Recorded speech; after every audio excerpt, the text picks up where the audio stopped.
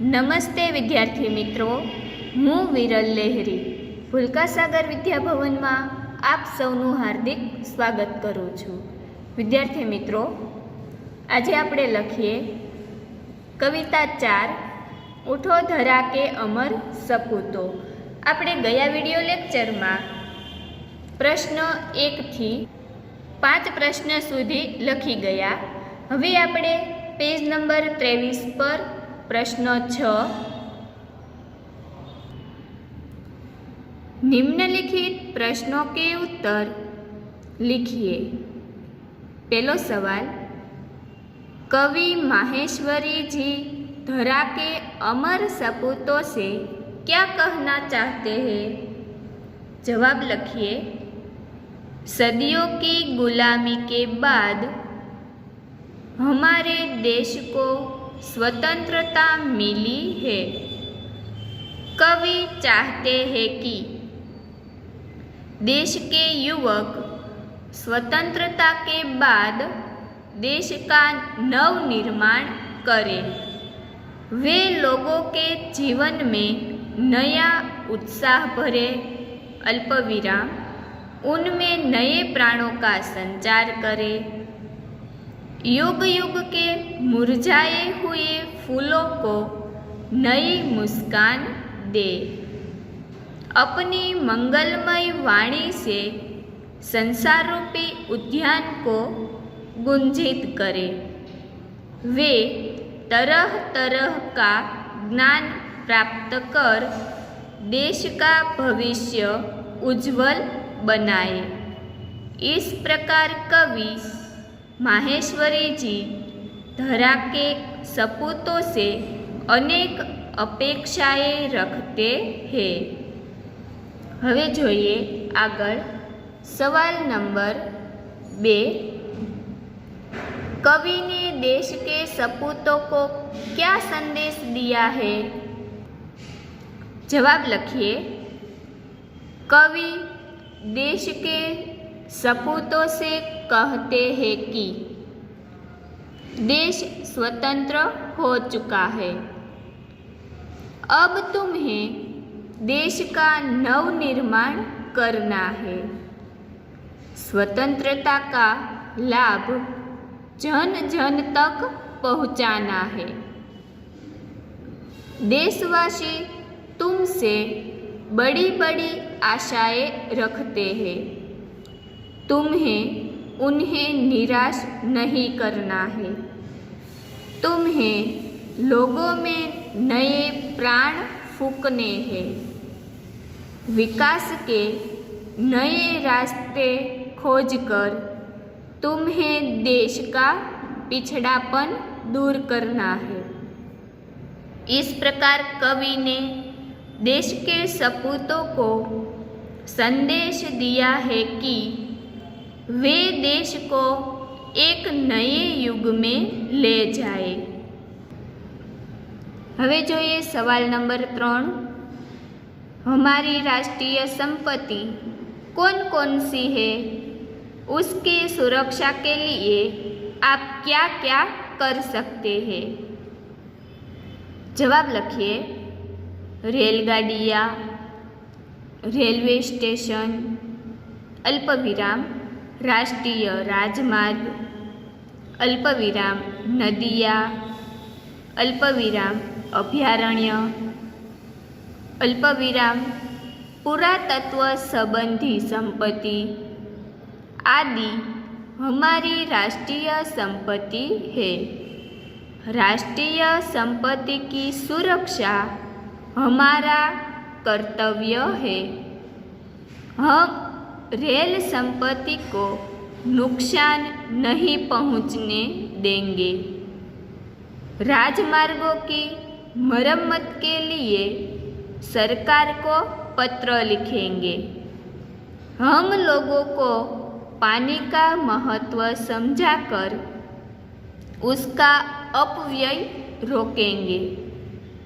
सरकार द्वारा संरक्षित इमारतों को नुकसान पहुंचते देखकर हम पुरातत्व विभाग को सूचित करेंगे।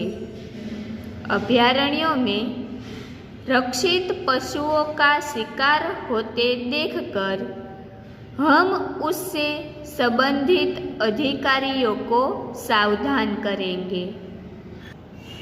હવે જોઈએ આગળ सवाल नंबर 4। देश के नवनिर्माण के लिए आप क्या क्या करना चाहेंगे? जवाब लखिए।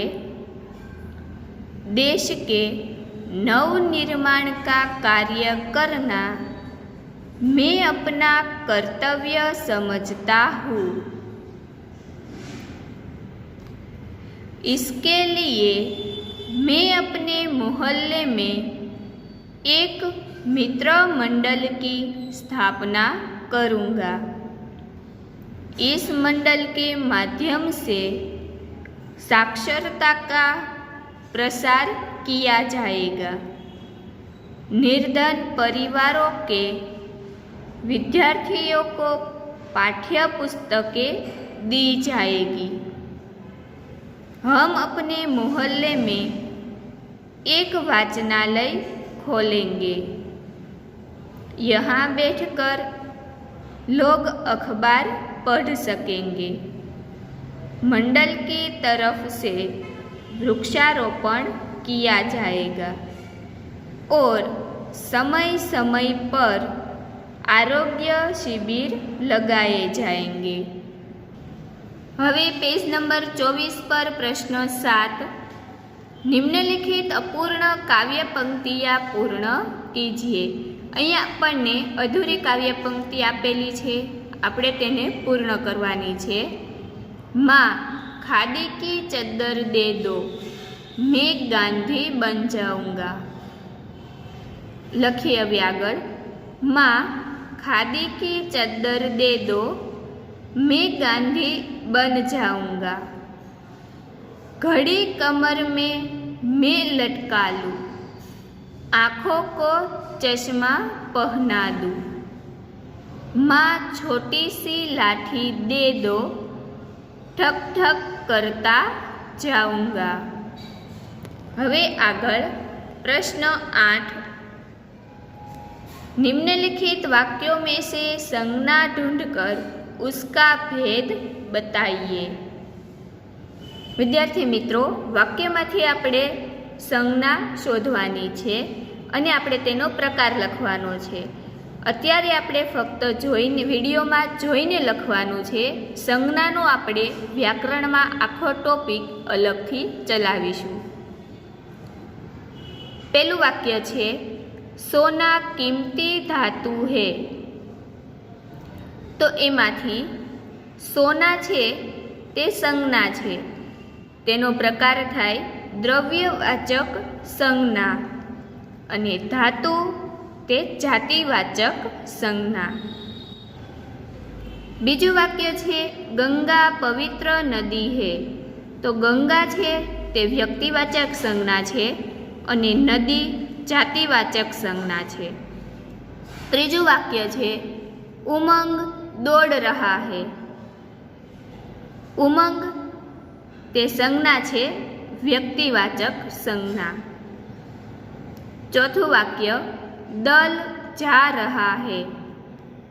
તો તેમાં દલ શબ્દ સમૂહવાચક સંજ્ઞા દર્શાવે છે। પાંચમું વાક્ય છે राजेश भय के कारण जंगल में नहीं गया। तो पांचमું वाक्य तेमां संज्ञा छे राजेश ते व्यक्तिवाचक संज्ञा दर्शावे छे। भय शब्द भाववाचक संज्ञा दर्शावे छे अने जंगल शब्द जातिवाचक संज्ञा दर्शावे छे। हवे जोईए आगळ प्रश्न 9। निम्नलिखित एकवचन वाक्यों को बहुवचन में परिवर्तित कीजिए। विद्यार्थी मित्रों, अहींया एकवचनना वाक्य आपेला छे तेने आपणे बहुवचनमां लखवाना छे। पहेलुं वाक्य मुझे लुटेरे का डर था, तेनुं बहुवचन करीए हमें लुटेरों का डर था। बीजुं वाक्य पक्षी ने उड़ान भरी, तेनुं बहुवचन लखीए पक्षीओं ने उड़ाने भरी। त्रीजुं वाक्य उसने मुझे मिठाई दी। बहुवचन लखीए उन्होंने हमें मिठाइयाँ दी। विद्यार्थी मित्रों, अहींया आपणी कविता 4 पूर्ण थाय छे। हवे आगळनो पाठ आगळना विडियो लेक्चर में जोईशुं। अस्तु।